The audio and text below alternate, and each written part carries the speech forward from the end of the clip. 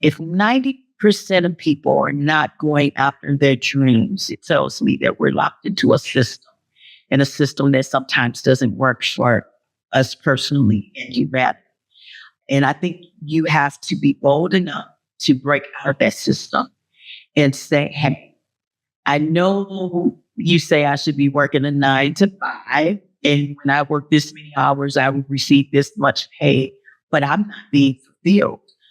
So that's when you have that serious talk with yourself and say, can I still make money and have opportunity doing what I love, doing what I've been called to do, what brings me passion?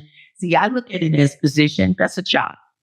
Passion is what you may love to do, but you may not make any money at all.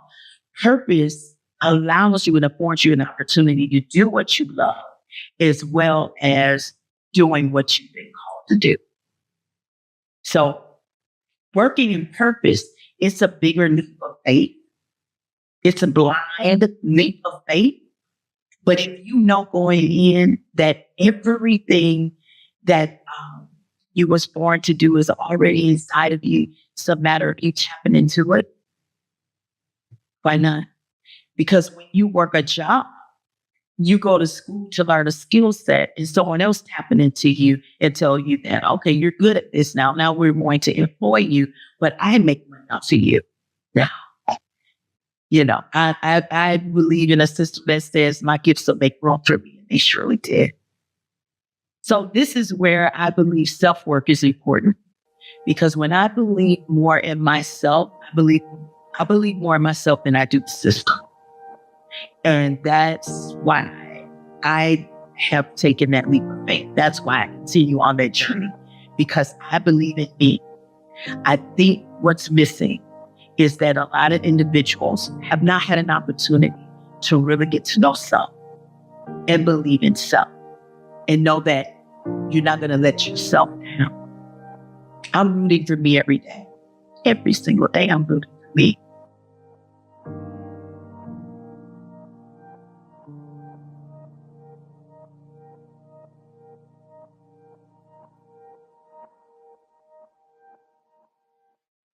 Hi, my name is Zenka. I'm founder of LightNet, and my passion and purpose is removing impossible from your minds. I am not alone in this. Dr. Marty Casey is one of the most charismatic, bright, passionate people in the world, and she has created an organization called the UnGUN Institute, Disarming Trauma. And she teaches people in those moments of rage and seeing red to stop, think, and breathe. And her message is very powerful, and it's almost as powerful as she is as a person. In this interview, you're going to listen to her talk about what it means to believe in yourself and what it means to change the world. I really want you to start looking in the mirror with intention. Not looking to hope to see something, but looking to see what you can see and being okay with that. And if it's something that you see that you're not okay with, then start working on those changes, because I can't change anyone else. I can only change myself. It's that self-work again. It goes back to the individual. The more I got to know Marty, the more Marty was getting to know others, and others was beginning to accept Marty, because I'm authentically myself.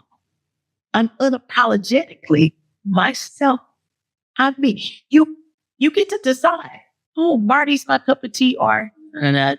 But it's okay, because I'm going to be Marty no matter what you decide. Wow. When did I discover my passion and my purpose and my calling? First of all, I want to say that there's 3 different areas of my life, right? My passion, some of the things that I'm passionate about, make sure that it is inclusive as I walk out my purpose. But my calling is totally different, because when I got called to do a certain thing that we're going to talk about, I had no idea that I would be called to do that. But my passion and my purpose is inclusive to my calling. So you asked when. My passion, I was born to sing. And I have been a professional actress at a very young age, like about 19 years old, singing since the age of 19 professional. Those are things I'm passionate about, right? But when I got into that purpose walk, it's when I understood that the language that I needed to speak to others and helping them heal is through the arts. So all of that, those things that I've been doing as an artist, I use those tools to help others to heal. It's the universal language, if you will, that we actually exchange with. But my calling is truly, I am a religious motivator in a sense. And I don't want to say, let me scratch that. Let me say, not religious motivator, but you can tell that I am grounded in my beliefs. And through my beliefs and my calling that comes through in everything that I do, when I'm speaking, when I'm performing, when I'm presenting, even when I'm thinking I'm not talented to it, I am, because it's what I'm called to do. I started singing at the age of 12, where I discovered that I had a voice and I could sing. I was singing at all of the family funerals. And from there, I started singing in school. I realized it was something that made me feel good and when you sing, you're releasing, someone else is hearing, so they're now receiving. And when you can see that they're starting to feel what you're feeling when you're releasing, I said, this is medicine. And through that medicine, it allowed me to have that exchange with others. And I realized that in some of my darkest times, I had music. In some of my biggest celebrations, there was music. So I've always had music all around me. I also started writing, directing, and producing stage plays. And I'm a professional actress. I've been in movies and different things like that. And so it all goes hand in hand. It's the arts, right? It's the arts. But when I am able to communicate to someone where maybe we have a language barrier, maybe we don't have the same belief systems, but we start talking about music, or we talk about a movie, or we discuss stories and backgrounds, that's where that connects us. And so I look at that as the power of the arts. And that's when it became inclusive for me to incorporate in everything that I do. At 25 years old, my daughter was 5, and I had an opportunity to go and sing in Europe for 4 months. And so I did 2 tours over in Europe, in France and Germany. I had 5-year-old, and I was single parent. And it was at that moment, like, do I go after my dreams, right? Or do I continue to just kind of find a job and take care of my child, and I don't want to say that like in the normal sense, but the traditional sense. And every day I just kept thinking about, if I don't take this opportunity, will it ever come around again? So that's when I tapped into my village, my support system. And I asked my family, my mother and my great-grandmother at that time, are you all willing to assist me by helping to see after my daughter while I go away and sing for 4 months on tour in Europe? And if it goes well, then I'll come back and we'll see where it goes from there. And it went well, and I never looked back. So I've been touring my daughter's entire life. My daughter just turned 33. But the magic is everything that I was doing and my daughter's doing now. If 90% of people are not going after their dreams, it tells me that we're locked into a system, and a system that sometimes doesn't work for us personally and humanity. And I think you have to be bold enough to break out of that system and say, hey, I know you say I should be working a 9 to 5, and when I work this many hours, I will receive this much pay, but I'm not being fulfilled.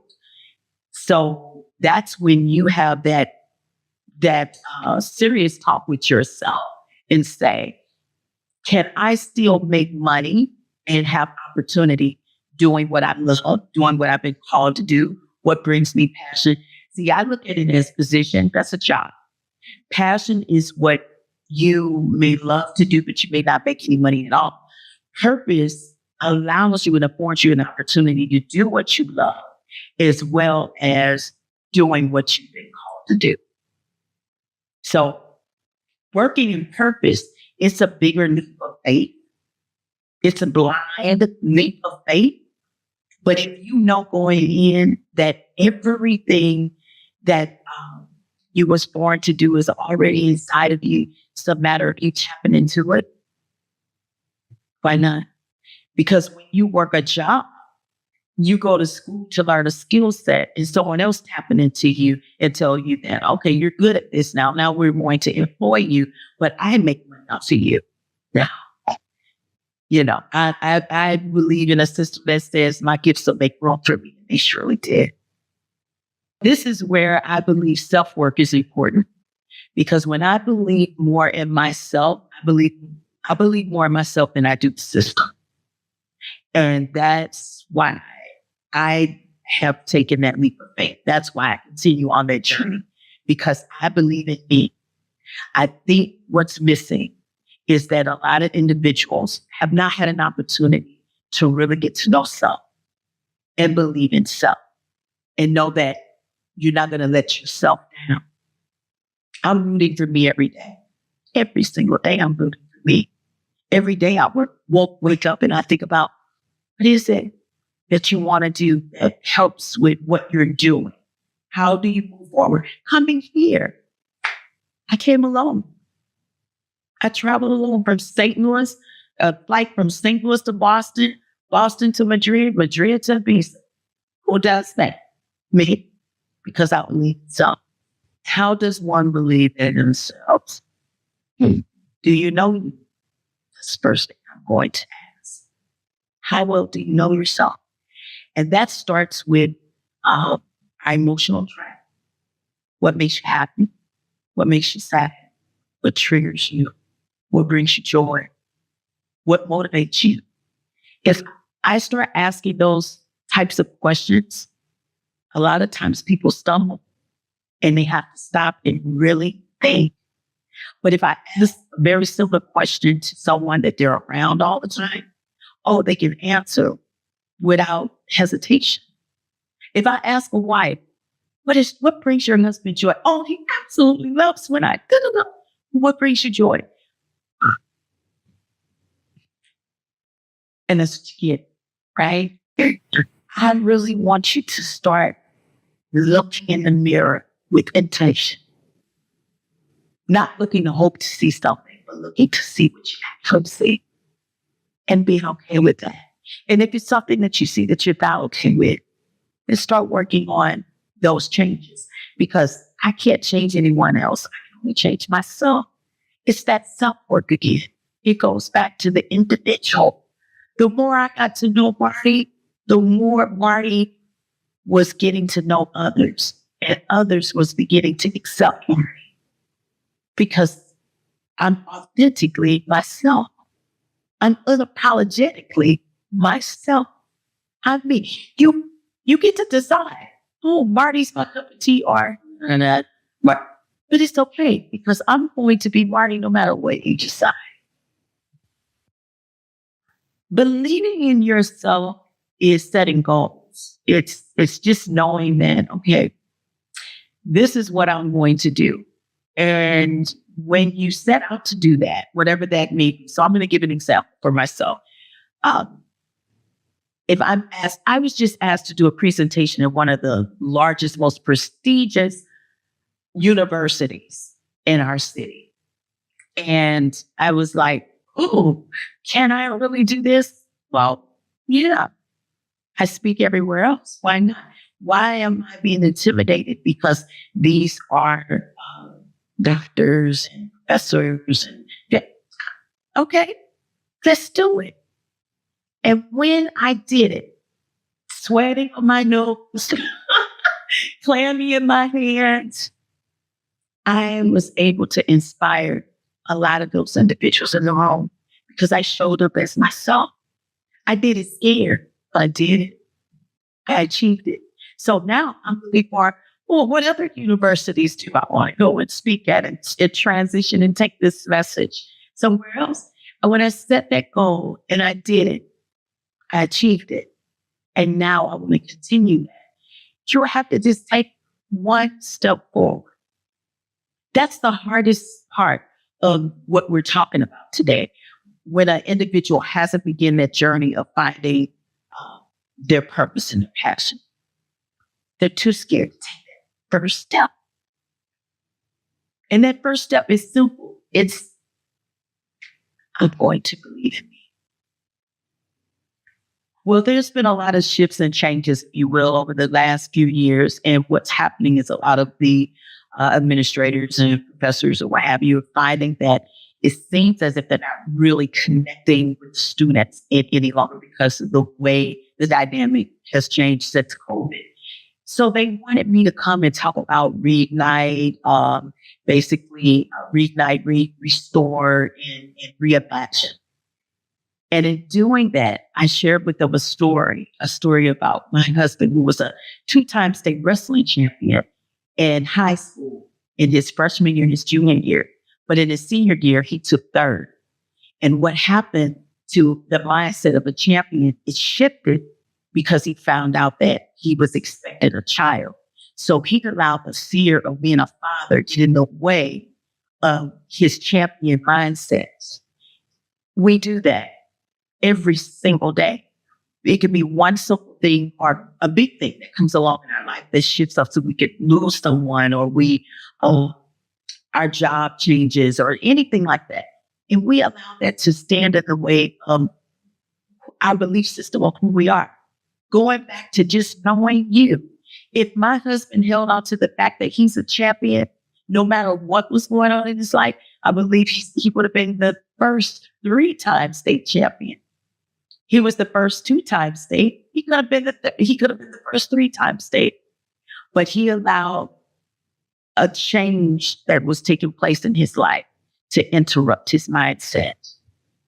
And I think we all deal with that.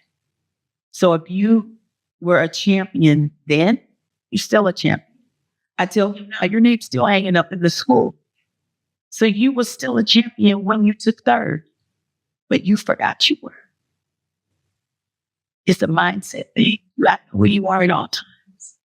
The method that I created, UnGUN, was really, again, we've been talking a lot about self. I created what I needed because it was not available to me. I grew up at a time where you start talking about mental health or healing or a therapist. It was almost taboo in my home.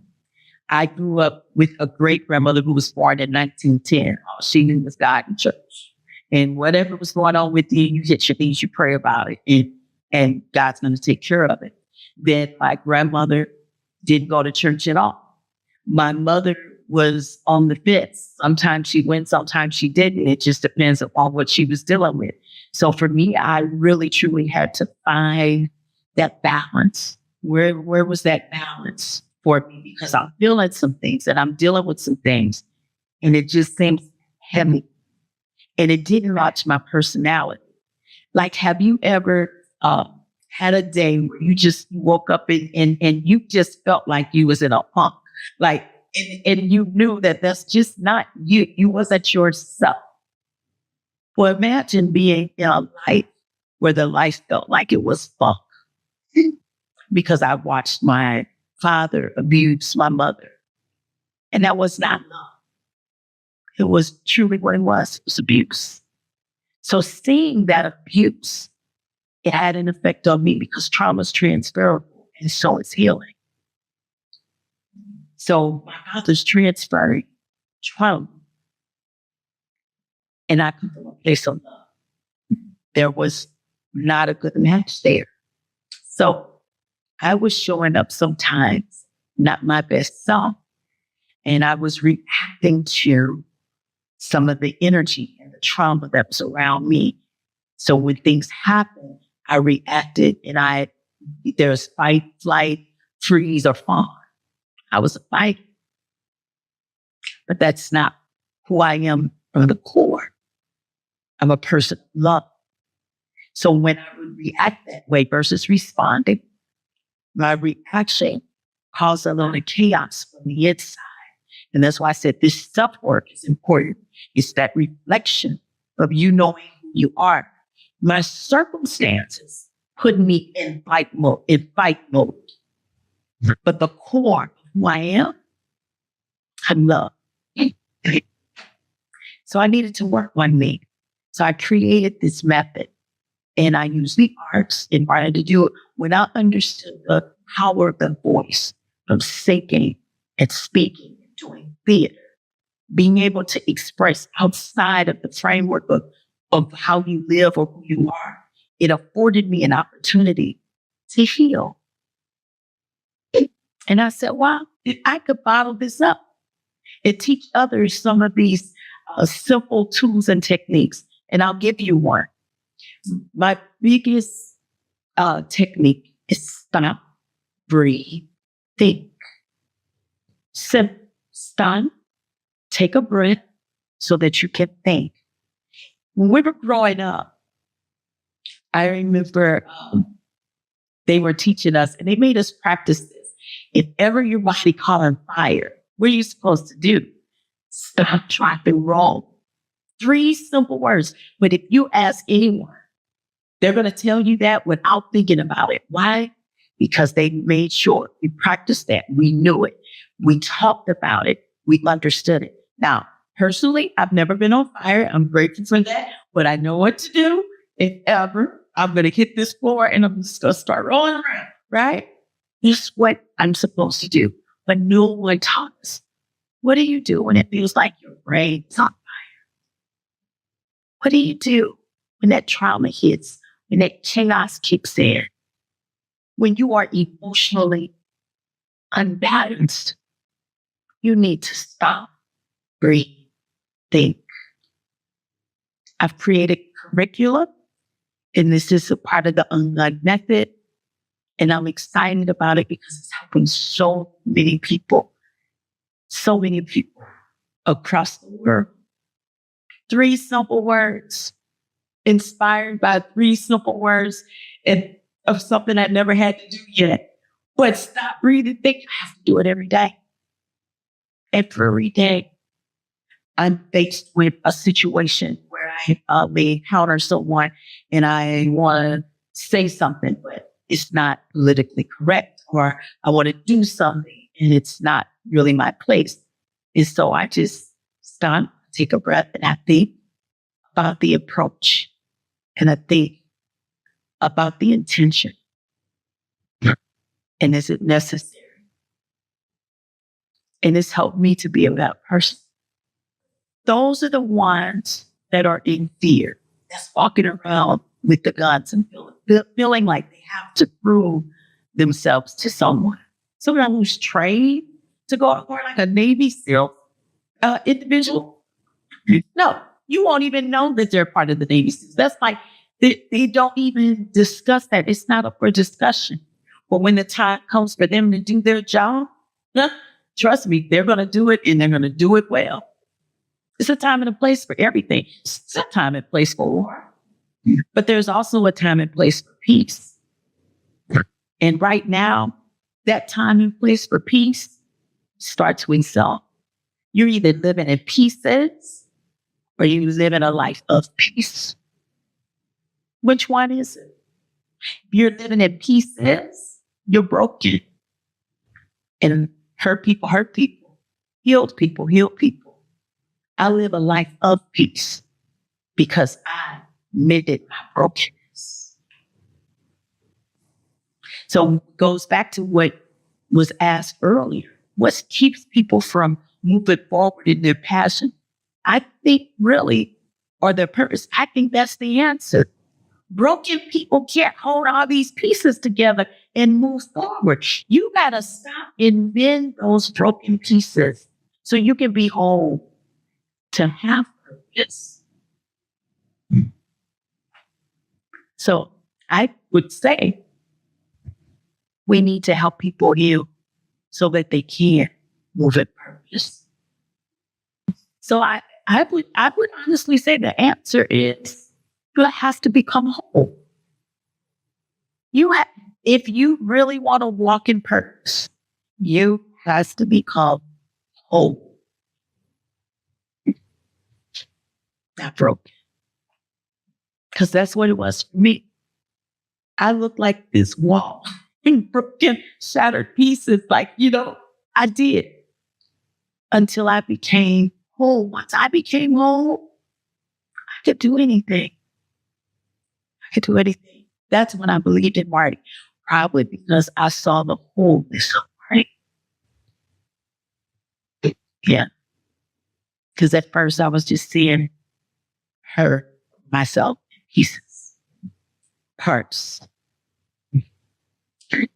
Wasn't consistent. No, my mother tells me I was very shy up until the age of 12. And something happened, not shifted. Okay. So I wouldn't say that I was that way, but I will say that my grandmother was very intentional on making sure that I was confident about who I was. I've always been a pretty stout woman, short and heavy set. And I'm okay with that. My husband's okay with that, but I'm just saying that for reference that sometimes when we don't fit in the mold of how society sees us, then it starts to change the way we see ourselves. My grandmother made sure that did not happen. So to your point, we have to start young. This is something we have to teach. This is something we need to inbred in our children at a very young age. Children, they explore and they are born with the ideas that they can do anything. And they do. But we put the restrictions there. We set the boundaries there. And then they start to think, well, maybe I can't. And they back up. And so as you're getting older, and before you know it, you're all the way in the back of the room because you backed up that much. I need you to come forward again. I need you to come with the mindset of a child. I need you to explore. I need you to see life as it is today. It's a new day. It's the only day that's going to be this day. Do what you feel like doing. Do what you deserve. Do what you want. Do what makes you happy and what brings you joy. Just do it.